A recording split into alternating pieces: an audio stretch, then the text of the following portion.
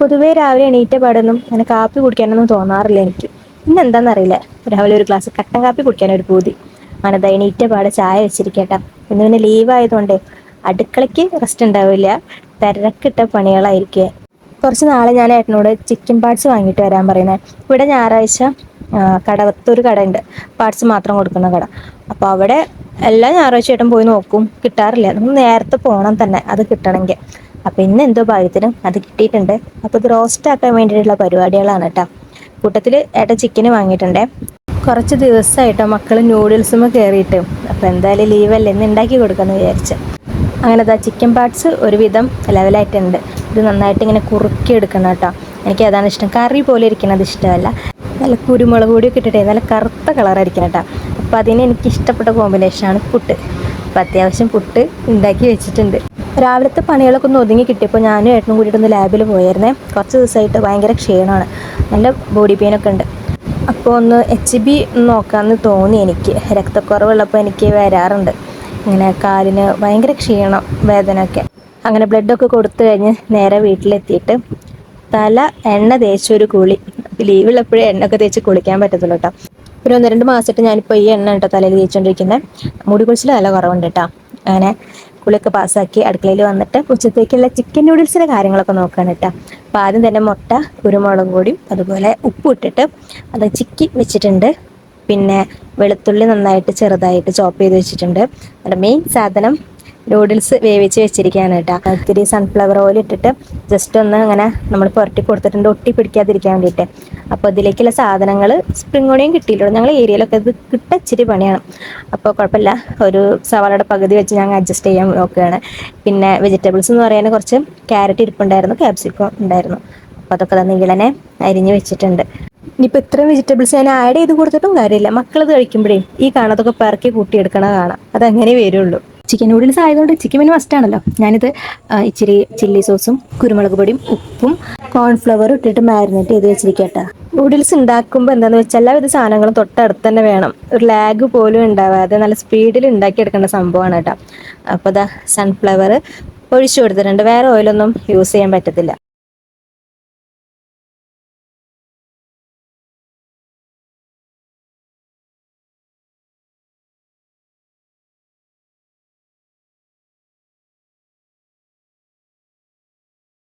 ലക്കിമോ എൻ്റെ തൊട്ടടുത്ത് തന്നെ നിൽപ്പുണ്ട് കേട്ടോ. അവനത് എങ്ങനെ ഉണ്ടാക്കണം എന്ന് കാണാൻ വേണ്ടിയിട്ടാണ്. സംഭവം അവന് ഇഷ്ടമുള്ള കാര്യമാണ്. അപ്പം ഉണ്ടാക്കി എടുക്കണത് വരെ ഇടം വല്ലം തീരാൻ സമ്മതിച്ചിട്ടില്ല.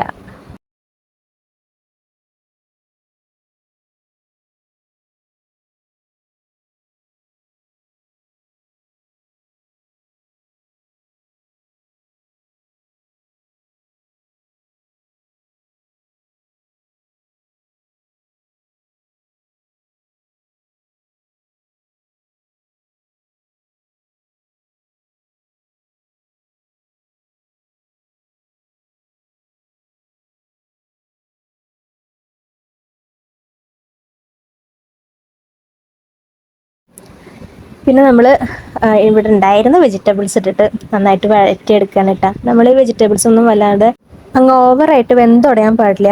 ഒരു മിനിമം നമ്മൾ നൂഡിൽസ് കഴിക്കുമ്പോൾ ആ കടിച്ചാൽ പൊട്ടണ തരം പാകത്തിലേക്ക് കിട്ടണം. അപ്പോൾ ഒന്നുണ്ട് വഴന്ന് കിട്ടാൻ വേണ്ടിയിട്ട് ഞാൻ ഇച്ചിരി ഉപ്പ് ആഡ് ചെയ്ത് കൊടുക്കണം കേട്ടോ. നമ്മൾ നൂഡിൽസ് കഴിക്കുമ്പോഴും അതിൽ അത്യാവശ്യം ഉപ്പ് ഇട്ടിട്ടുണ്ടായിരുന്നു. ഇപ്പോൾ സോസ് ആഡ് ചെയ്ത് കൊടുക്കുമ്പോഴും അതിലും അത്യാവശ്യം ഉപ്പ് കാണും. അപ്പോൾ അതൊക്കെ നോക്കിയിട്ട് നമ്മൾ അത്യാവശ്യത്തിന് ഇട്ട് കൊടുത്താൽ മതി കേട്ടോ. നമുക്ക് ഇഷ്ടമുള്ള വെജിറ്റബിൾസ് അത്രയും ചേർക്കാം കേട്ടോ.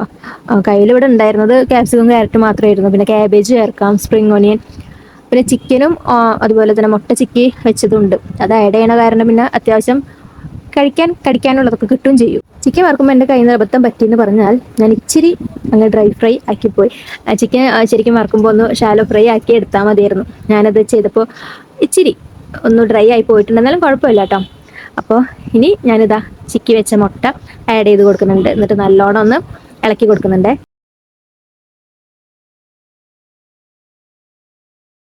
ഇനി നമുക്ക് ഇതിലേക്ക് ഇനി ചിക്കൻ ആഡ് ചെയ്ത് കൊടുക്കാം കേട്ടോ. ഏട്ടനവിടെ പരാതി പറയുന്നുണ്ട്, ചിക്കൻ കട്ട് ചെയ്യുമ്പോഴേ ചില്ലിക്കാന്ന് പറഞ്ഞ് കട്ട് ചെയ്താൽ മതിയായിരുന്നു എന്നൊക്കെ.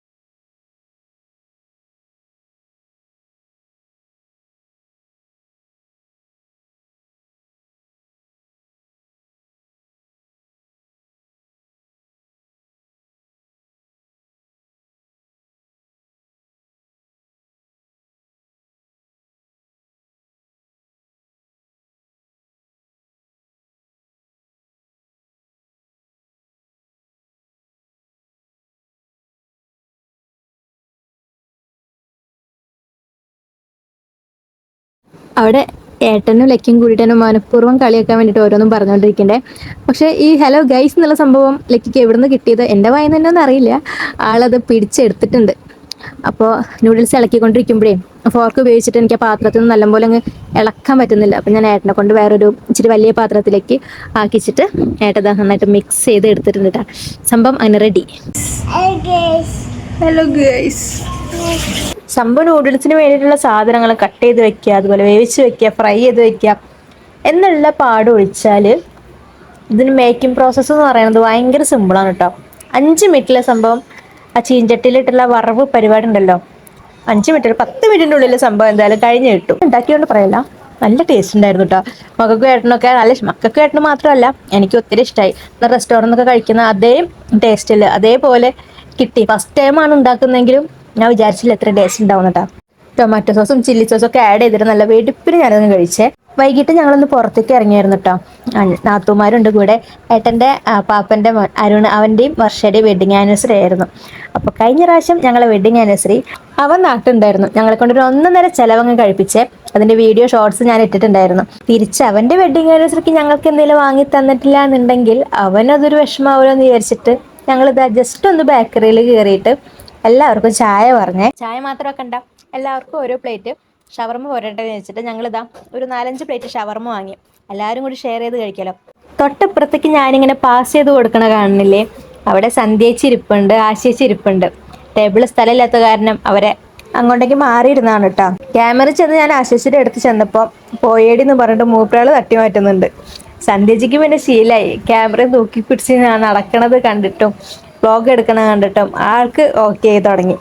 അങ്ങനെതാ വയറ് അരച്ച് ഞങ്ങൾ അതും കഴിച്ച് ബേക്കറിക്ക് പുറത്തിറങ്ങി നോക്കുമ്പോൾ അമ്മയ്ക്ക് പൂരം വറുത്ത് വേണമെന്ന് പറഞ്ഞിട്ട് ഏട്ടനത് വാങ്ങുന്നുണ്ട്. അപ്പോൾ ഇന്നത്തെ വീഡിയോ ഇത്രയേ ഉള്ളൂ കേട്ടോ. അപ്പോൾ പുതിയൊരു വീഡിയോ ആയിട്ട് നമുക്ക് അടുത്ത ദിവസം തന്നെ കാണാം. എല്ലാവർക്കും tata bye bye, see U.